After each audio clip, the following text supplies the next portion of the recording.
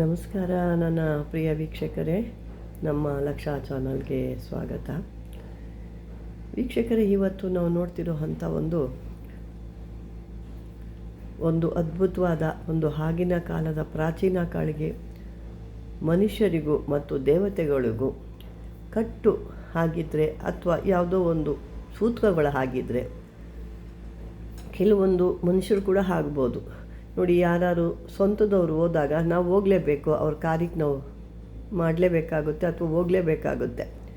ಅವಾಗ ಏನು ಮಾಡಾಗುತ್ತೆ, ನಾವು ಇಷ್ಟು ವರ್ಷ ಮಾಡ್ಕೊಂಬಂದಂಥ ಕೆಲವೊಂದು ಮಂತ್ರಗಳಾಗಲಿ ತಂತ್ರಗಳಾಗ್ಬೋದು ಅಥವಾ ಪೂಜೆಗಳಾದರೂ ಅದೇನಾಗುತ್ತೆ, ಇಲ್ಲಿಗೆ ಹೋಗಿ ಬಂದಾಗ ಅದು ಪೂರ್ತಿ ಕಟ್ಟಾಗ್ಬಿಡುತ್ತೆ. ಅಂದರೆ ನೀವೇನು ಅಷ್ಟು ವರ್ಷ ಒಂದು ಸಾಧನೆ ಮಾಡಿ ಆ ಸಾಧನೆ ನಿಮ್ಮಲ್ಲಿ ಆ ಶಕ್ತಿ ಇರುತ್ತೋ, ಈ ಒಂದು ಮಶಾಣ ರುದ್ರಭೂಮಿಗಳಿಗೆ ಅಥವಾ ಅವ್ರ ಕಾರ್ಯಗಳಲ್ಲಿ ಅಥವಾ ಅಲ್ಲಿಗೆ ಹೋದಾಗ ಏನಾಗುತ್ತೆ, ಅದು ಪೂರ್ತಿ ಆ ಒಂದು ಶಕ್ತಿ ಅನ್ನೋದು ನಶಿಸಿ ಹೋಗ್ಬಿಡುತ್ತೆ. ಅದೇ ರೀತಿ ದೇವಸ್ಥಾನಗಳಲ್ಲಿ ತಿಳಿದೋ ಯಾವುದಾದ್ರು ಒಂದು ಸೂತಕ ಅಂತ ಆಗಿಬಿಡುತ್ತೆ. ನಾನು ಸಾಕಷ್ಟು ಬಾರಿ ಕೇಳಿದ್ದೀನಿ, ಕೆಲವರು ಹೆಣ್ಣು ಮಕ್ಕಳು ಪೂಜೆಗೆ ಬಂದಾಗ ಆ ಸ್ಥಳದಲ್ಲೇ ಡೇಟ್ ಆಗೋಗ್ಬಿಡ್ತಾರೆ ಅಂತ ಕೂಡ ಇಲ್ಲ. ಅವ್ರು ಹೇಳಲ್ಲ, ಹೇಳಿದ್ರೆ ಏನು ಅಂತ ಬೈಕೆ ಹೇಳ್ಕೊಳ್ಳೋದಿಲ್ಲ, ಹಾಗೆ ಹೊರಟೋಗ್ತಾರೆ. ಇನ್ನೂ ಕೆಲವು ನಾನಾ ರೀತಿ ಎಲ್ಲ ಇರುತ್ತೆ.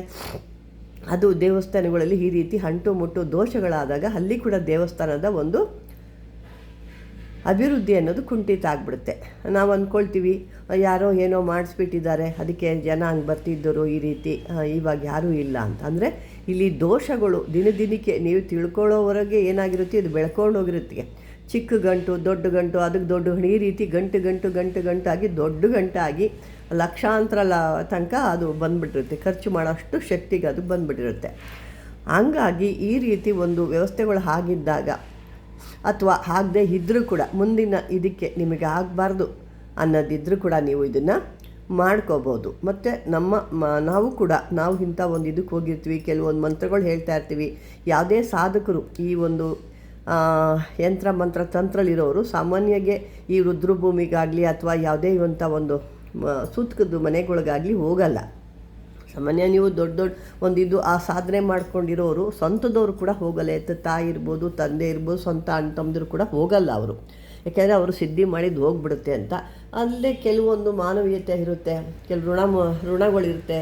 ಇಂಥವಿದ್ದಾಗ ನಾವು ಹೋಗಲೇಬೇಕಾಗುತ್ತೆ. ಅದಕ್ಕೆ ನಾವು ಅದ್ರ ಬಗ್ಗೆ ಯೋಚನೆ ಮಾಡೋಕ್ಕಾಗಲ್ಲ.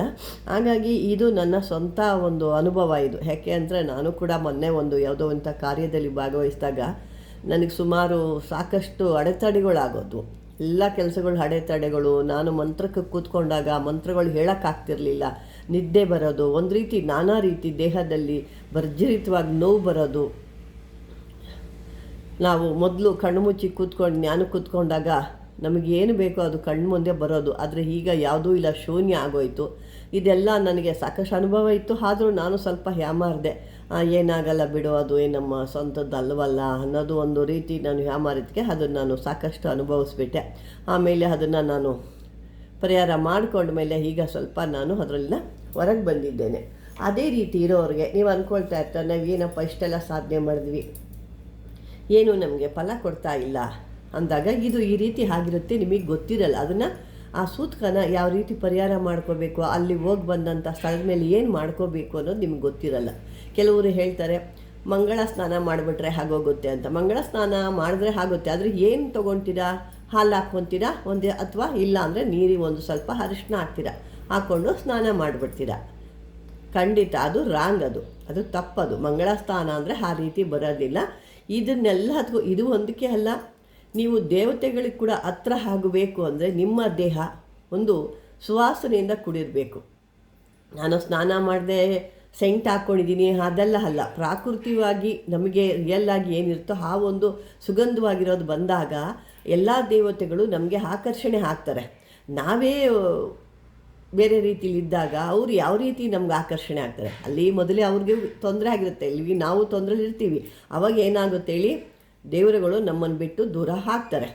ಮತ್ತು ಅದೇ ರೀತಿ ನಾವು ದೇವ್ರುಗಳಿಗೆ ಹತ್ರ ಆಗಬೇಕು ಅಥವಾ ನಾವು ಹೇಳ್ತಿರೋ ಅಂಥ ಮಂತ್ರಗಳು ನಮಗೆ ಸಿದ್ಧಿ ಆಗಬೇಕು ಅಥವಾ ಆ ದೇವತೆಗಳ ಆಕರ್ಷಣೆ ಆಗಬೇಕು ಅಂತ ಹೇಳಿದಾಗ ಈ ರೀತಿಯ ಒಂದು ಪ್ರಯೋಗವನ್ನು ನೀನು ಮಾಡಿಕೊಂಡ್ರೆ ಖಂಡಿತವಾಗಲಿ ದೇವ್ರಿಗೆ ನೀವು ಹತ್ರ ಆಗ್ತೀರಾ. ಮಹಾಲಕ್ಷ್ಮಿ ನಿಮ್ಮ ಹತ್ರ ಅದ್ಭುತವಾಗಿ ನಲ್ದಾಡ್ತಾಳೆ. ಅದೇ ರೀತಿ ನಿಮ್ಮ ಮನೆ ಸುಖ ಸಂತೋಷ ಸಮೃದ್ಧಿಯಿಂದ ಕೂಡಿರುತ್ತೆ.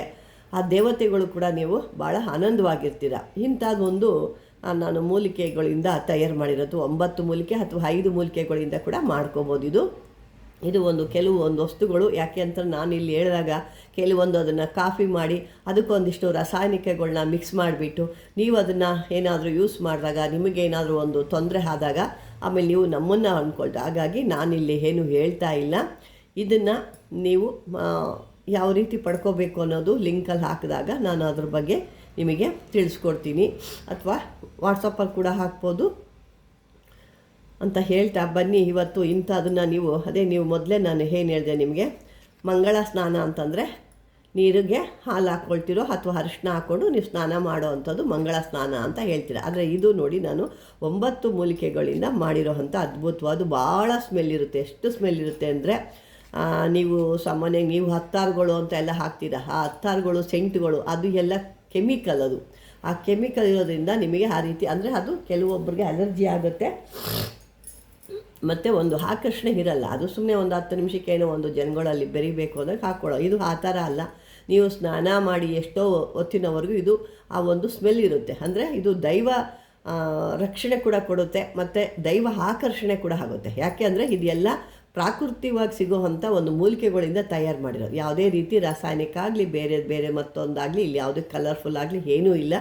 ಇದೊಂದು ಪ್ರಾಕೃತಿಕವಾಗಿ ಸಿಕ್ಕುವಂಥ ಮೂಲಿಕೆಗಳಿಂದ ತಯಾರು ಮಾಡಿರೋವಂಥದ್ದು. 9 ಮೂಲಿಕೆಗಳಿಂದ ತಯಾರು ಮಾಡಿರೋವಂಥದ್ದು. ಇದನ್ನು ಹೇಗೆ ನೀವು ಬಳಸ್ಕೋಬೇಕು ಅಂತ, ಇದನ್ನೇನು ಮಾಡಬೇಕು, ಮೊದಲು ನೀವು ಸ್ನಾನ ಎಲ್ಲ ಮಾಡ್ತೀರಾ. ಮೊದಲು ಏನು ಸೀಗೆಕಾಯಿ ಹಾಕ್ಕೊಳ್ತಿರೋ, ಶಾಂಪು ಹಾಕ್ಕೊಳ್ತಿರೋ, ಸೋಪ್ ಹಾಕ್ಕೊಳ್ತಿರೋ, ಏನಿರುತ್ತೋ ಅದನ್ನೆಲ್ಲ ಹಾಕ್ಕೊಂಡು ಸ್ನಾನ ಮಾಡಾದಮೇಲೆ ಕೊನೆಯದಾಗಿ ಇದನ್ನು 2 ಸ್ಪೂನು ಅಥವಾ 1 ಸ್ಪೂನು ಈ ರೀತಿ ತೊಗೋಬೇಕು. ಮೊದಲೇ ಒಂದು ಬಕೀಟಿಗೆ ನೀವು ಸಪ್ರೇಟಾಗಿ ನೀರು 5 ಚಂಬು ಅಥವಾ 7 11 ಎಷ್ಟೋ ನಿಮಗೆ ಅನುಕೂಲ ಆಗೋ ಥರ ಅದನ್ನು ಸಪ್ರೇಟಾಗಿ ತೆಗೆದಿಕ್ಕೋಬೇಕು. ಯಾಕೆಂದರೆ ಬಿಸಿನೀರೋ ತಣ್ಣೀರು, ಯಾಕೆ ಇವಾಗೆಲ್ಲ ಶವರ್ಗಳಿದ್ದಾವೆ ಮತ್ತೆಲ್ಲ ಬೇರೆ ರೀತಿಲಿ ಯೂಸ್ ಮಾಡೋದ್ರಿಂದ ಅದಕ್ಕೆ ಮಿಕ್ಸ್ ಮಾಡೋಕ್ಕಾಗೋದಿಲ್ಲ. ಹಾಗಾಗಿ ಒಂದು ಸಪ್ರೇಟಾಗಿ ಒಂದು ಬಕೀಟಿಗೆ ನಿಮಗೆ ತಣ್ಣೀರು ಯೂಸ್ ಮಾಡ್ತಿರೋ ಬಿಸಿನೀರು ಯೂಸ್ ಮಾಡ್ತಿರೋ ಅದು ನಿಮಗೆ ಸೇರಿದ್ದು. ಅದಕ್ಕೇನು ಮಾಡಬೇಕು, ಸಪ್ರೇಟಾಗಿ ಇದಕ್ಕೆ 2 ಸ್ಪೂನು ನಿಮಗೆ ನೀರು ಎಷ್ಟು ಬೇಕೋ ಇದ್ರ ಮೇಲೆ ಸ್ಪೂನು ಇದು ಆಗುತ್ತೆ. 5 ಚಂಬು ನೀರಾದರೆ ಇಷ್ಟು ಸಾಕು, 1 ಸ್ಪೂನ್ ಸಾಕು. ಇಲ್ಲ ನಾವು 5 ಅಥವಾ 9 ಅಥವಾ 11 ಚಂಬನ್ನು ಹಾಕ್ಕೊಳ್ತೀವಿ ಅಂದರೆ 2 ಸ್ಪೂನ್ಗಳು ಬೇಕು.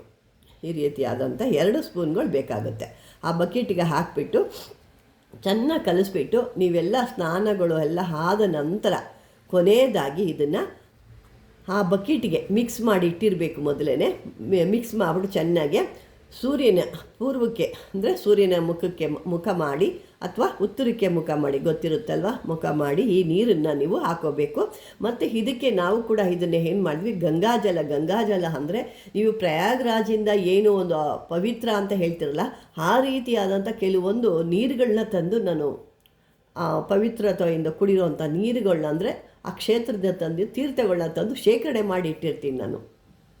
ಅಂಥವು ನಿಮ್ಮ ಮನೇಲಿ ಇದ್ದರೆ ಕೂಡ ನೀವು ಆ ಒಂದು ನೀರಿಗೆ ಕೂಡ ಮಿಕ್ಸ್ ಮಾಡಿಕೊಂಡು ಇದನ್ನು ಕೂಡ ಮಿಕ್ಸ್ ಮಾಡಿದಾಗ ನಿಮ್ಮಲ್ಲಿ ಎಂಥದೇ ಆ ದೋಷಗಳಿದ್ದರೂ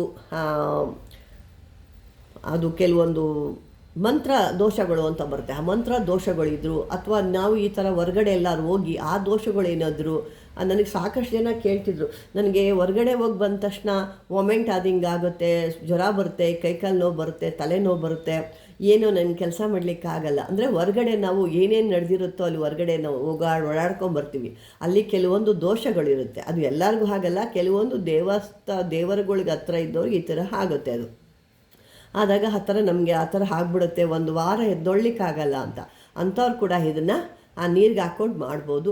ಅಥವಾ ನಿಮ್ಗೆ ಯಾವುದೇ ರೀತಿ ಚರ್ಮ ಕಾಯಿಲೆ ಇದೆ ಅಥವಾ ಬೇರೆ ಯಾವ್ದಾದ್ರು ಒಂದು ಸ್ಕಿನ್ ಪ್ರಾಬ್ಲಮ್ ಇದೆ ಅಂದ ಕೂಡ ಇದನ್ನು ಎತ್ಕೊಂಡು ನೀವು ಕೈಗಳಿಗೆ ಈ ರೀತಿ ಅಂದರೆ ನೀರು ಅಥವಾ ನಾನು ಹೇಳಿದ್ನಲ್ಲ, ನೀರು ಅಂದರೆ ಕ್ಷೇತ್ರದ ಒಂದು ತೀರ್ಥದ ನೀರು, ಆ ನೀರಿಗೆ ಮಿಕ್ಸ್ ಮಾಡಿ ನೀವು ಎಲ್ಲ ಸ್ವಲ್ಪ ಗಟ್ಟಿಯಾಗಿ ಪೇಸ್ಟ್ ಥರ ಮಾಡಿಕೊಂಡು ಕೈ ಕೂಡ ಎಲ್ಲ ಹಚ್ಕೋಬೋದು. ಇದನ್ನು ಹಚ್ಕೊಂಡಾಗ ನಿಮಗೇನಾಗುತ್ತೆ, ಅದ್ಭುತವಾದಂಥ ಒಂದು ಫಲ ಅನ್ನೋದು ಇದರೊಳಗೆ ಕೊಡುತ್ತೆ ನಿಮಗೆ. ಆ ಒಂದು ಚರ್ಮ ರೋಗ ಇದ್ದರೂ ಹೋಗುತ್ತೆ ಅಥವಾ ಯಾವುದೇ ಒಂದು ದೋಷಗಳಿದ್ರೂ ಕೂಡ ಹೋದೆ. ಇದೆಲ್ಲ ಒಂದು ಅದ್ಭುತವಾದಂಥ ಒಂದು ಸಾಧನೆ ಅಂತಲೇ ಹೇಳಬೇಕು.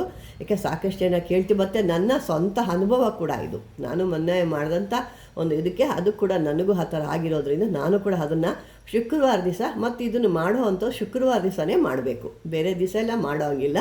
ಶುಕ್ರವಾರ ದಿವಸ ನೀವೇನು ಸ್ನಾನ ಮಾಡ್ತೀರಾ ಅವತ್ತು ಇದನ್ನು ಮಾಡಬೇಕು. ಯಾಕೆಂದರೆ ಆ ಮಹಾಲಕ್ಷ್ಮಿ ವಾರ ಅದು. ಅವತ್ತು ನೀವು ಶುದ್ಧರಾಗಿ ಇದರಿಂದ ಸ್ನಾನ ಮಾಡಿ ಆ ದೇವತೆಯನ್ನು ನೀವು ಮಹಾಲಕ್ಷ್ಮಿ ನಾರಾಯಣನ ನೀವು ಒಂದು ಜ್ಞಾನ ಮಾಡಿ ಈ ರೀತಿ ಮಾಡಿಕೊಂಡಾಗ ನಿಮ್ಗೆ ಅದ್ಭುತವಾದಂಥ ಒಂದು ರಿಸಲ್ಟ್ ಸಿಗುತ್ತೆ ನಿಮಗೆ. ವೀಕ್ಷಕರೇ, ಈ ಒಂದು ಅದ್ಭುತವಾದ ಇದ್ರ ಬಗ್ಗೆ ಇನ್ನೂ ಸಾಕಷ್ಟು ಹೇಳೋದಿದೆ. ಭಾಳನೇ ಇದರಿಂದ ಒಂದು ಪ್ರಯೋಗಗಳು ಒಂದು ಕೆಲಸಗಳು ಉಪಯೋಗಗಳೆಲ್ಲ ಆಗುತ್ತೆ. ಇದು ನೋಡಿ ಈ ರೀತಿ ಎಲ್ಲ ಬಂದಿರುತ್ತೆ. ಇದು ನೀವು ಹತ್ರ ಮನೇಲಿ ಇಟ್ಟಾಗಲೇ ಘಮ ಅನ್ನುತ್ತೆ. ಇನ್ನೂ ಕೆಲವ್ರು ಮನೇಲಿ ಒಂಥರ ದುರ್ನಾತ ಬರ್ತಾ ಇರುತ್ತೆ.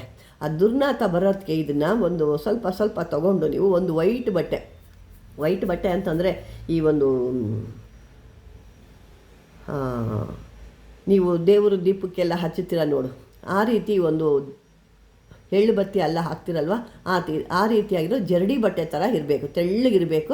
ಆ ಬಟ್ಟೆಯಲ್ಲಿ ಸ್ವಲ್ಪ ಹಾಕ್ಬಿಟ್ಟಿದ್ದನ್ನು ನೀವು ಅಲ್ಲಲ್ಲೇ ಒಂದು ಚಿಕ್ಕ ಗಂಟುಗಳು ಮಾಡಿ ಅಲ್ಲಲ್ಲೇ ಹಿಕ್ಕಿದಾಗ ಮನೆ ಕೂಡ ಸುವಾಸನೆ ಕೂಡ ಇರುತ್ತೆ. ಇದು ಅಂಥ ಅದ್ಭುತವಾದಂಥ ತಂತ್ರ ಇದು.